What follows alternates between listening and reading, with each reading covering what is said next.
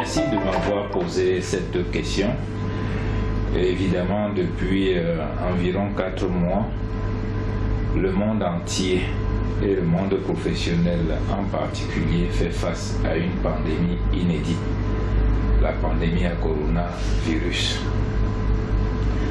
En ce qui concerne le monde professionnel, tout le monde est un peu pris de court parce qu'il n'existe aucune disposition spécifique de lutte contre le coronavirus en milieu du travail.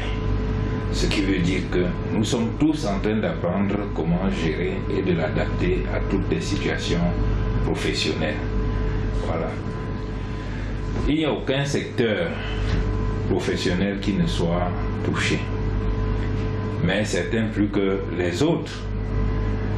Le tourisme, la manufacture, l'alimentation, l'agroalimentaire et la grande industrie, tous les secteurs, aucun secteur n'est épargné puisque c'est les hommes qui font fonctionner tous les secteurs professionnels.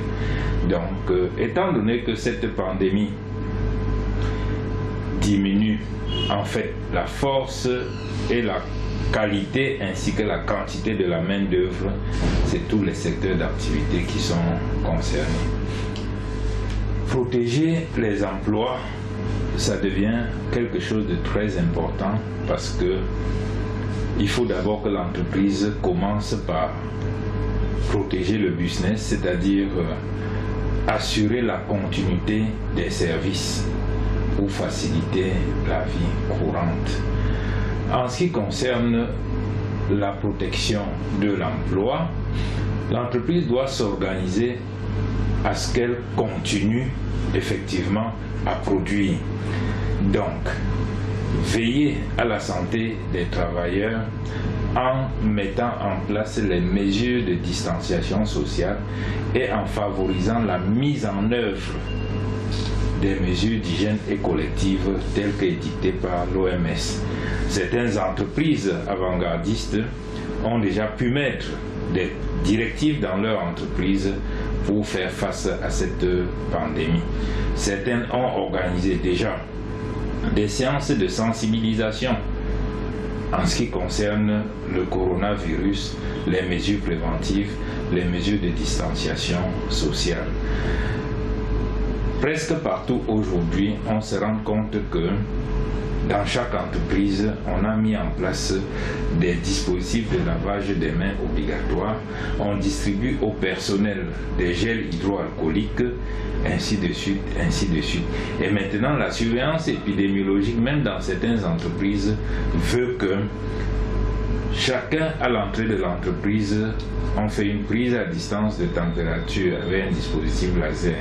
Et tous ceux qui ont une température supérieure à 37 degrés Celsius ou bien à 38 degrés doivent rentrer chez eux pour être confinés ou bien réorientés vers le médecin du travail pour étudier s'ils sont des cas contacts ou bien s'ils ont été ou bien s'ils sont des cas positifs.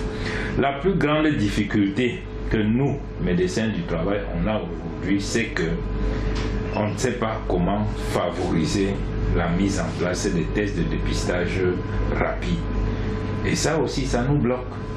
Ça bloque les travailleurs, ce qui veut dire que nous encourageons aujourd'hui les autorités publiques à favoriser la mise en place des tests de dépistage rapides dans les entreprises afin de favoriser aussi le diagnostic rapide et la limitation de transmission du coronavirus, parce que le travailleur qui a une température élevée doit rentrer chez lui, il va sans doute contaminer toute sa famille ou bien contaminer d'autres collègues, alors que s'il avait été dépisté Covid positif, alors il serait orienté dans un confinement plus strict et je ne sais pas comment, dans un confinement plus strict et mieux suivi pour qu'il ne distribue pas à son voisinage le Covid-19. Sauver les emplois aujourd'hui devient quelque chose de difficile. Et étant donné que les 2/3 du monde des travailleurs de notre pays, c'est dans le secteur informel, beaucoup de gens ont perdu déjà leur emploi parce qu'ils ne peuvent plus travailler. Déjà avec les directives gouvernementales, certains pratiquement ont fermé. Ceux qui vendent dans la petite restauration, ils ont pratiquement fermé, et ça va poser un problème réel à la reprise. Mais avec aujourd'hui l'obligation de port de masque sur la place publique, je crois que ça peut favoriser quand même à un moment donné que ces gens reprennent leur travail petit à petit.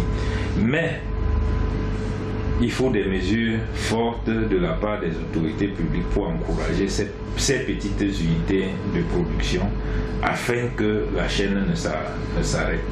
C'est tout ce que je peux dire à ce niveau.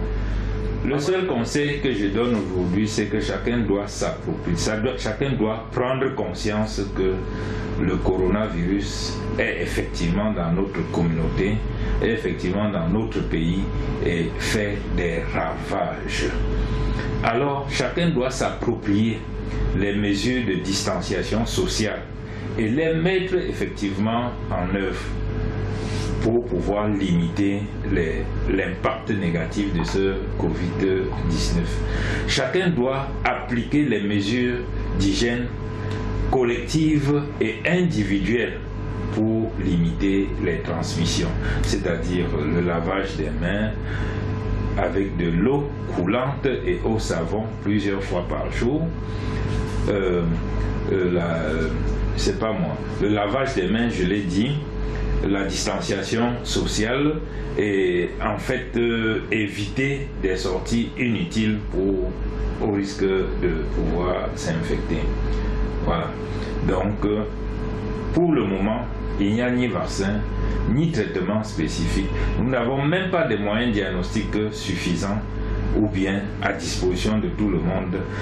La seule recommandation que j'aimerais faire en tant que médecin, c'est que chacun observe les règles de distanciation sociale et les mesures d'hygiène collective telles que édictées par le ministère de la Santé et l'Organisation mondiale de la santé.